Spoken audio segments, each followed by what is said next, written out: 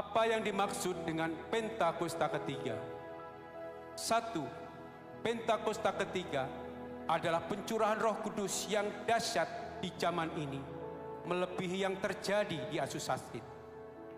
2. Pentakosta ketiga akan mengakibatkan penuaian jiwa yang terbesar dan yang terakhir sebelum Tuhan Yesus datang kembali.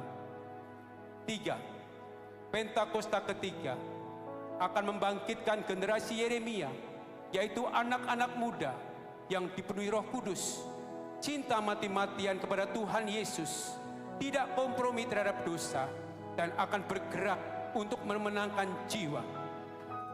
4. Pentakosta ketiga lahir di Indonesia dan bergerak ke bangsa-bangsa. Gerakan ini dari timur ke barat dan akan kembali ke Yerusalem. 5. Pentakosta ketiga akan memberikan kuasa untuk menyelesaikan amanat agung, dan setelah itu Tuhan Yesus datang kembali.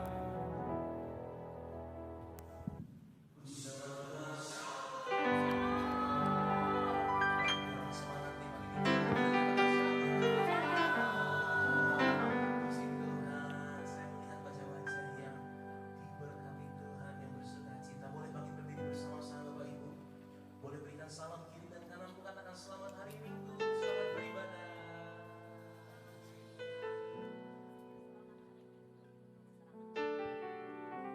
Pagi hari ini saya yakin kita punya tujuan yang sama. Hati kita rindu kepada Tuhan. Amin. Oleh karena itu mari kita siapkan hati kita. Kita mau datang ke hadirat Tuhan. Kita berdoa. Tuhan Yesus, kami mengucap syukur di minggu pagi ini kami boleh datang. Kami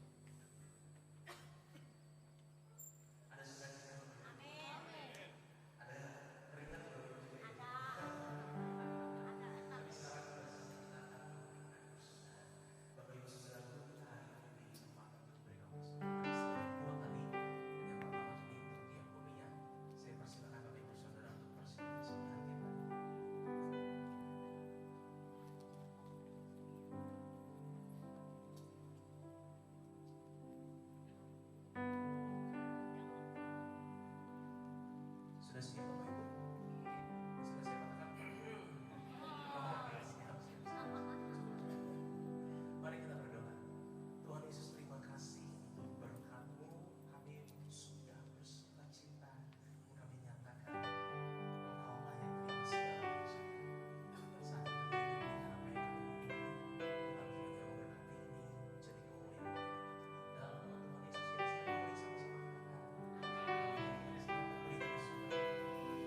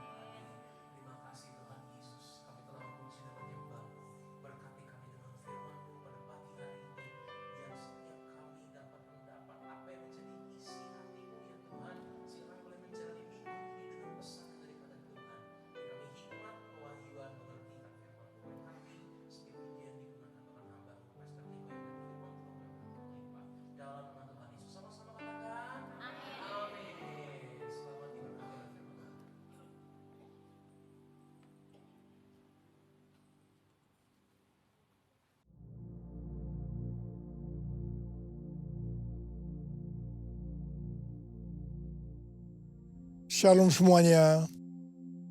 Hari ini adalah Jumat Agung, di mana kita memperingati kematian Tuhan Yesus. Kita akan merenungkan kembali kasih Tuhan Yesus yang luar biasa bagi kita semua. Yohanes 3 ayat 16 berkata, karena begitu besar kasih Allah akan dunia ini, sehingga ia telah mengaruniakan anak yang tunggal, supaya setiap orang yang percaya kepadanya tidak binasa, melainkan beroleh hidup yang kekal. Ada apa dengan manusia sehingga Tuhan Yesus harus datang ke dalam dunia ini?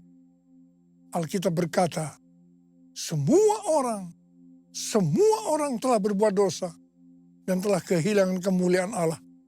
Upah dosa adalah maut, mati, tempatnya di neraka. Neraka adalah tempat yang sangat mengerikan. Jangan sampai masuk neraka. Karena itu Tuhan Yesus datang ke dalam dunia ini untuk menyelamatkan kita semua. Bagaimana cara Tuhan Yesus menyelamatkan kita? Alkitab berkata, Tuhan Yesus yang tidak mengenal dosa, dijadikan dosa oleh karena kita semua. Supaya di dalam Dia, yaitu mereka yang percaya kepada Tuhan Yesus, dibenarkan oleh Allah. Apa arti dari ayat ini? Tadi dikatakan semua orang telah berbuat dosa dan telah kehilangan kemuliaan Allah. Upah dosa ialah maut, mati. Jadi Tuhan Yesus harus mati menggantikan saudara dan saya. Salibnya,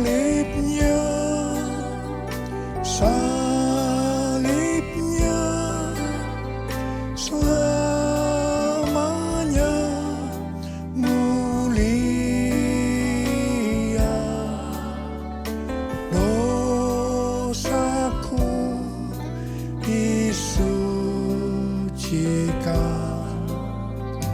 oleh darah Yesus.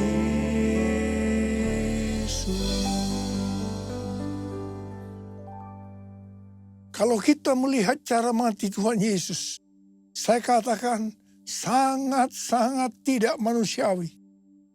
Alkitab menuliskan ada 10 tahap penderitaan Tuhan Yesus dari Taman Getsemani sampai Golgota. Sangat mengerikan. Tahap yang pertama, ketika berada di Taman Getsemani, Tuhan Yesus berdoa kepada Bapa dalam keadaan ketakutan. Sampai peluhnya seperti tetes-tetes darah yang jatuh ke tanah. Pada saat itu seorang malaikat turun untuk menguatkan Tuhan Yesus. Tuhan Yesus berdoa kepada Bapa, ya Bapakku, jika sekiranya mungkin, biarlah cawan ini lalu daripadaku. Tetapi jangan seperti yang ku kehendaki, melainkan seperti yang kau kehendaki. Tuhan Yesus berdoa 3 kali kepada Bapa. Tapi Bapa tidak menjawab. Di sini Tuhan Yesus tahu bahwa dia harus mengalami penderitaan ini. Di sini Tuhan Yesus mengajar kepada kita bahwa di dalam doa kita boleh menawar, tetapi jangan memaksakan kehendak. Bagi yang sekarang dalam keadaan ketakutan, kita harus ingat bahwa Tuhan Yesus pernah mengalami ketakutan untuk menebus dosa kita semua. Karena itu datanglah kepada Tuhan Yesus. Dia pasti mampu dan mau menolong kita semua. Tahap yang kedua, Tuhan Yesus ditangkap. Dia dituduh dengan bermacam-macam tuduhan. Diludahi, mukanya ditinju, dipukul. Tetapi Tuhan Yesus tidak membalas. Di sini Tuhan Yesus mempraktekkan apa yang diajarkannya kepada kita. Agar kita mengasihi dan berdoa bagi orang-orang yang membenci kita. Mengutuk kita, mencaci maki kita. Jikalau kita hanya mengasihi orang-orang yang mengasihi kita, apa jasa kita? Karena orang-orang berdosa pun juga mengasihi orang-orang yang mengasihi mereka. Tahap yang ketiga, Tuhan Yesus dibelenggu dan diadili. Waktu Tuhan Yesus diadili oleh Pilatus, ternyata tidak didapati kesalahan yang membuat Tuhan Yesus harus dihukum mati. Sementara itu orang-orang Yahudi terus berteriak-teriak supaya Tuhan Yesus dihukum mati. Salibkan dia! Salibkan dia! Akhirnya Pilatus menyerahkan Tuhan Yesus untuk disalibkan. Tahap yang keempat, Tuhan Yesus dicambuk.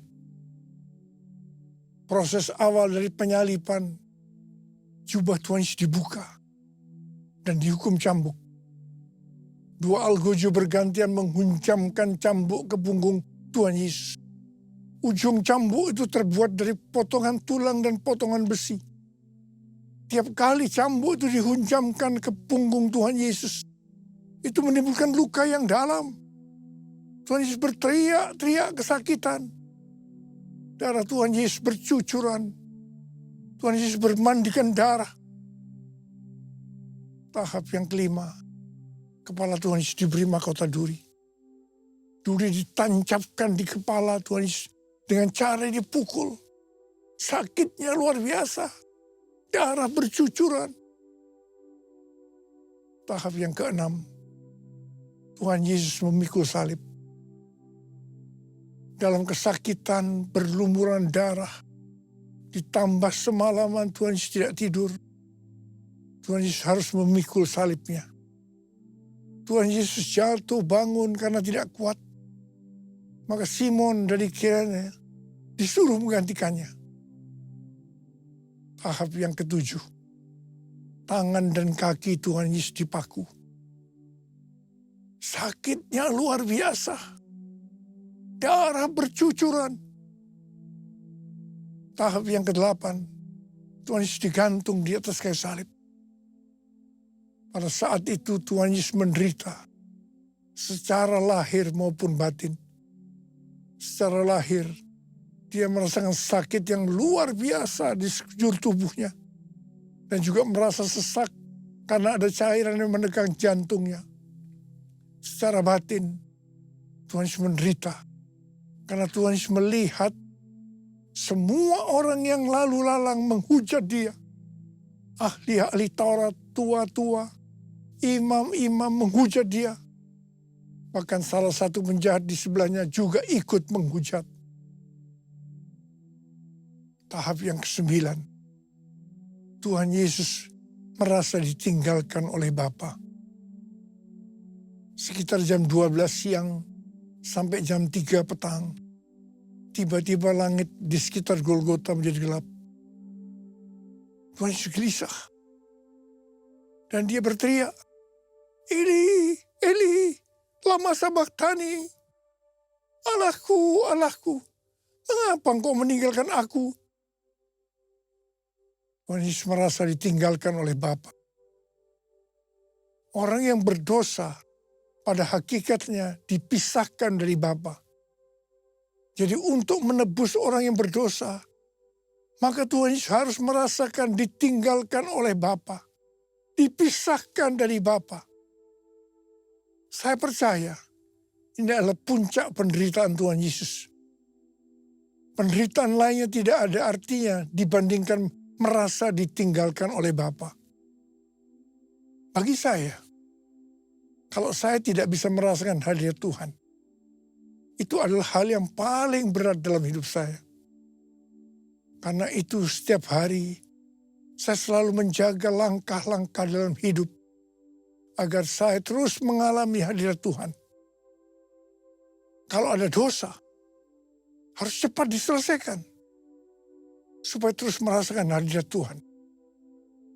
Saya berharap saudara juga melakukan hal yang sama seperti itu. Kalau ada di antara kita yang sudah tidak merasakan hadirat Tuhan, dan kita menganggap itu biasa, kita harus bertobat. Tidak ada yang lebih berbahagia daripada kalau kita berada dalam hadirat Tuhan.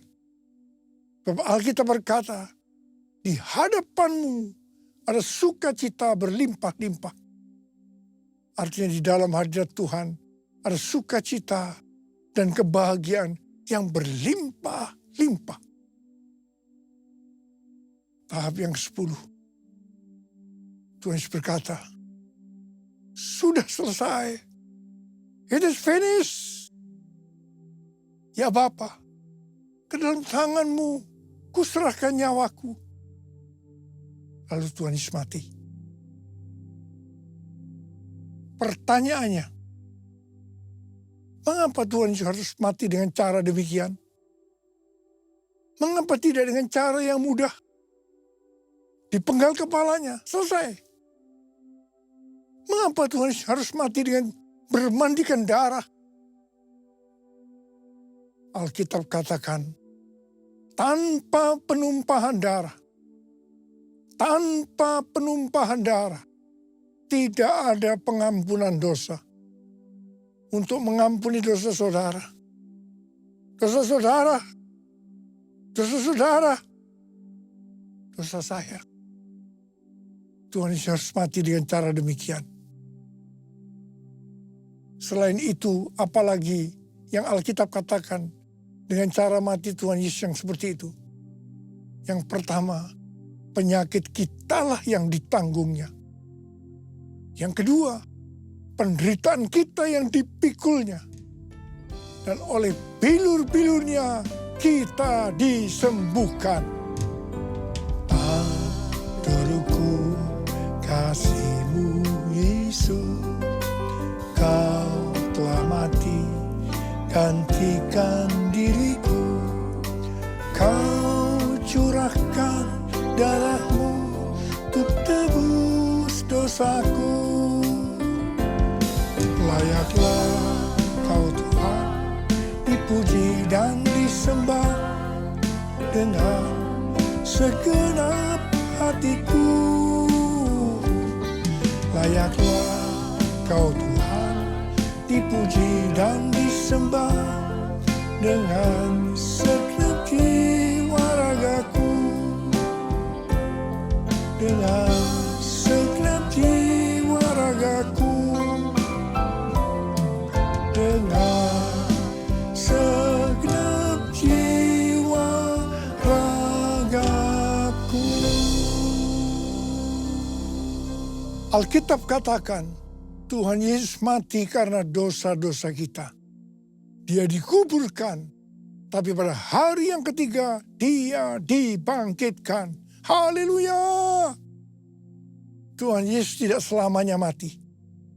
Tapi pada hari yang ketiga, Tuhan Yesus dibangkitkan.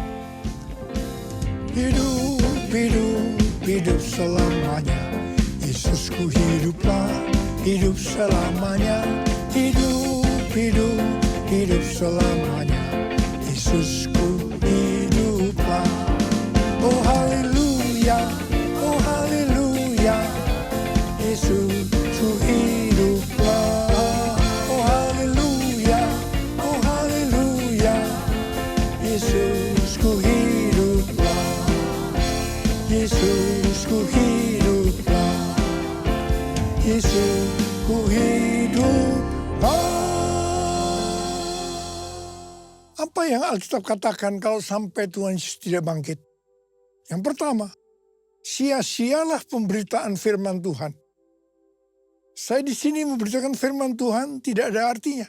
Sia-sia. Tapi puji Tuhan, Tuhan Yesus hidup. Tuhan Yesus bangkit. Pemberitaan firman Tuhan menjadi tidak sia-sia. Hal yang kedua, kalau sampai Tuhan Yesus tidak bangkit, sia-sialah kepercayaan kita. Dan kita akan tetap mati di dalam dosa-dosa kita. Demikian juga dengan orang-orang yang mati di dalam Tuhan. Mereka akan tetap binasa. Tetapi puji Tuhan, Tuhan Yesus bangkit. Kita tidak akan mati di dalam dosa-dosa kita. Tetapi kita akan bersama-sama dengan Tuhan Yesus selama-lamanya. Haleluya! Hal yang ketiga, kalau sampai Tuhan Yesus tidak bangkit, kita adalah orang-orang yang paling malang dari segala manusia. Tetapi puji Tuhan, Tuhan Yesus bangkit. Kita bukan orang-orang yang paling malang, tapi justru orang-orang yang paling beruntung dari segala manusia. Ada berapa banyak orang-orang yang paling beruntung dari segala manusia? Angkat tangan saudara. Sebab dia hidup, ada hari esok. Sebab dia hidup, ku tak gentar. Karena ku tahu dia pegang hari esok. Hidup jadi berarti sebab dia hidup. Hidup jadi berarti sebab dia hidup.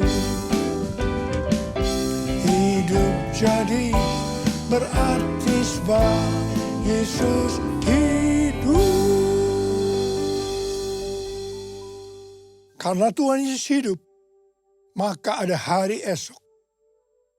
Karena Tuhan Yesus yang pegang hari esok saudara dan saya, dia hidup. Dia berkata kepada kita semua, jangan kamu khawatir. Jangan kamu khawatir. Apa yang akan kamu makan? Apa yang akan kamu minum? Apa yang akan kamu pakai? Semua itu dicari oleh bangsa-bangsa yang tidak mengenal Allah. Tapi Bapamu di surga tahu, kamu memerlukan semuanya itu. Karena itu, carilah dulu kerajaan Allah dan kebenarannya. Maka semuanya, apa yang saudara butuhkan akan ditambahkan kepadamu. Yang percaya katakan amin. Karena Tuhan Yesus hidup, maka mujizat-mujizat yang dilakukan oleh Tuhan Yesus masih ada sampai dengan hari ini. Orang buta melihat, orang lumpuh berjalan, orang tuli mendengar, orang mati dibangkitkan, orang kusta menjadi tahir, dan kepada orang-orang miskin diberitakan kabar baik. Karena Tuhan Yesus hidup, kita sedang melihat Pentakosta ketiga sedang digenapi. Di mana melalui semua peristiwa yang terjadi saat ini, penuhan jiwa yang terbesar dan yang terakhir sebelum Tuhan Yesus datang kembali terjadi. Hari-hari ini terjadi kebangkitan generasi Yeremia, yaitu generasi anak-anak muda yang penuh dengan Roh Kudus, cinta mati-matian kepada Tuhan Yesus, tidak kompromi terhadap dosa, dan akan memenangkan banyak jiwa. Karena Tuhan Yesus hidup, maka hari-hari ini kita sedang menyelesaikan amanat agung Tuhan Yesus. Tuhan Yesus sedang berbicara kepada gerejanya di seluruh dunia, bahwa target untuk menyelesaikan amanat agung adalah tahun 2033. Sesuai dengan Matius 24 ayat 14. Maka sesudah amanat agung selesai, maka Tuhan Yesus akan datang kembali. Kata sesudah ini tidak ada seorang pun yang tahu. Bisa 1 hari, bisa 1 minggu, bisa 1 bulan, 1 tahun, atau beberapa tahun. Tetapi yang pasti waktunya tidak akan lama. Karena Tuhan Yesus berkata, Aku datang segera. Target untuk menyelesaikan amanat agung adalah tahun 2033. Tetapi Tuhan Yesus bisa saja datang sebelum tahun 2033. Karena Tuhan Yesus bisa datang sewaktu-waktu. Yang jelas, sebelum Tuhan Yesus datang, Injil Kerajaan Allah sudah diberitakan ke seluruh dunia menjadi kesaksian bagi semua bangsa. Yang artinya amanat agung sudah selesai. Haleluya. Karena Tuhan Yesus hidup, maka Tuhan Yesus memberikan 5 metode untuk menyelesaikan amanat agung. Yang pertama, harus banyak berdoa, memuji, menyembah Tuhan dalam unity siang dan malam. Yang kedua, memberitakan Injil kepada orang lain. Yang ketiga, memperlengkapi para murid agar mereka bisa bertumbuh dan melayani. Yang keempat, meringankan penderitaan orang lain dengan menolong mereka. Yang kelima, mendirikan gereja-gereja baru. Supaya kita bisa melakukan metode Tuhan Yesus ini, maka kita harus melakukan seperti yang tertulis dalam 1 Yohanes 2 ayat 6. Bahwa kita wajib hidup sama seperti Kristus telah hidup. Besar anugerah-Mu, melimpah kasih-Mu, semakin hari semakin bertambah besar anugerah-Mu. Perbuatannya besar, perbuatannya besar, perbuatannya besar, pujilah namanya. Angkat tangan kita, perbuatannya besar, perbuatannya besar,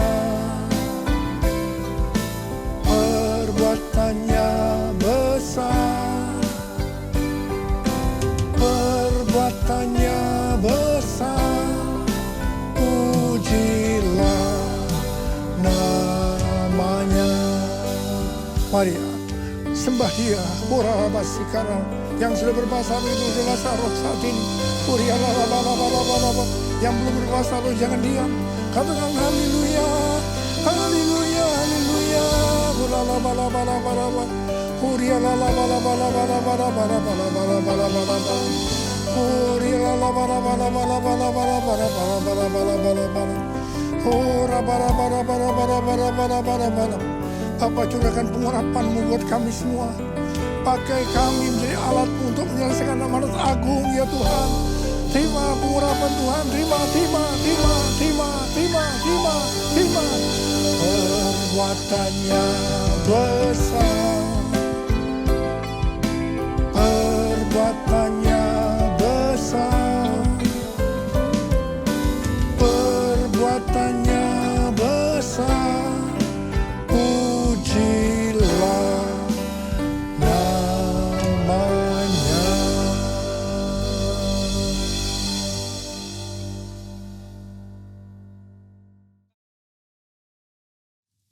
Kita akan masuk dalam perjamuan kudus. Kita akan mengingat ayat ini.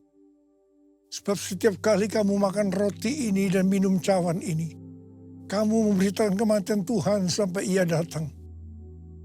Perjamuan kudus adalah perjamuan Tuhan Yesus sendiri. Setiap kali kita masuk ke dalam perjamuan kudus, Tuhan Yesus selalu berkata, biarlah ini menjadi peringatan akan aku. Karena itu mari, tundukkan kepala, arahkan hati kita kepada kebaikan Tuhan. Supaya kita lebih mengasihi Tuhan Yesus. Kita lebih mengasihi satu dengan lain. Bapa, siapakah kami sebelum kami mengenal Engkau? Kami semua orang berdosa. Upah dosa adalah maut, mati. Tapi Engkau yang tidak berdosa telah dijadikan dosa oleh karena kami ya Tuhan. Engkau harus turun dari sorga mulia, mati ganti kami dengan penderitaan yang luar biasa. Sungguh kalau kami pikirkan betapa baiknya Engkau itu. Engkau jadikan kami sebagai anak-anak-Mu. Engkau berkati, Engkau tuntun, Engkau bela. Engkau hajar juga kalau kami salah. Itu Engkau ya Abah. Itu Engkau. Tuhan akan memberkati kita melalui perjamuan kudus. Tapi Tuhan mau kita makan dan minum dengan cara yang benar. Karena itu masing-masing berdoa. Lihat keadaan dirimu. Introspeksi. Kalau ada dosa yang Tuhan ingatkan saat ini, langsung minta ampun. Minta ampun supaya diberkati. Ampuni kami Tuhan. Ampuni.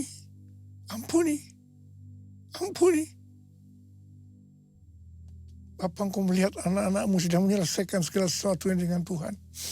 Layakkan kami untuk masuk dalam perjamuan kudus ya Abah. Kami akan masuk dalam perjamuan kudus dengan hati yang penuh ucapan syukur. Dalam nama Yesus kami berdoa. Amin. Mari, angkat roti di tangan kanan kita tinggi-tinggi. Sebab apa yang telah kuteruskan kepadamu telah aku terima dari Tuhan. Yaitu bahwa Tuhan Yesus pada malam waktu ia diserahkan mengambil roti. Dan sesudah itu ia mengucap syukur atasnya. Ia memecah-mecahkannya dan berkata, inilah tubuhku yang diserahkan bagi kamu. Perbuatlah ini menjadi peringatan akan aku. Saudara kasih Tuhan, bukankah roti yang kita pecah-pecahkan ini adalah persekutuan kita dengan tubuh Kristus. Mari kita makan dalam nama Yesus.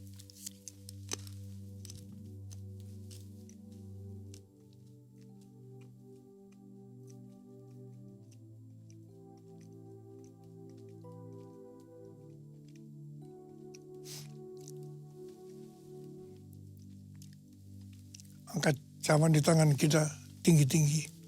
Mungkin juga yang mengambil cawan sudah makan lalu berkata, cawan ini adalah perjanjian baru yang dimeteraikan oleh darahku.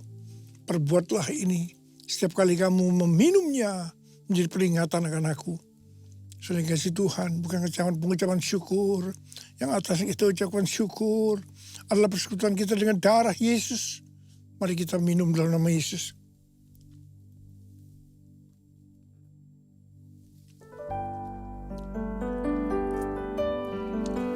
Ucapkan syukur dan terima kasih dengan suara. Jangan diam. Tuhan, terima kasih ya Tuhan. Terima kasih ya Tuhan. Terima kasih ya Tuhan. Terima kasih ya Tuhan. Terima kasih. Kau melihat anak-anakmu. Saat ini kau sedang menyembuhkan yang sakit. Membebaskan yang terikat. Engkau menghibur yang susah, Engkau menguatkan yang lemah, memberikan pengharapan-pengharapan yang baru bagi yang datang dengan keadaan putus asa. Tuhan, terima kasih. Tuhan, terima kasih. Terima kasih. Terima kasih. Terima kasih, Yesusku. Terima kasih, Yesusku. Puji syukur hanya bagi Tuhanku. Terima kasih Yesusku, terima kasih Yesusku. Puji syukur hanya bagi Tuhanku. Terima kasih, terima kasih Yesusku, terima kasih Yesusku. Puji syukur hanya bagi Tuhanku. Terima kasih Yesusku, terima kasih Yesusku. Puji syukur hanya bagi Tuhanku. Puji syukur hanya bagi Tuhanku. Puji syukur hanya bagi Tuhanku.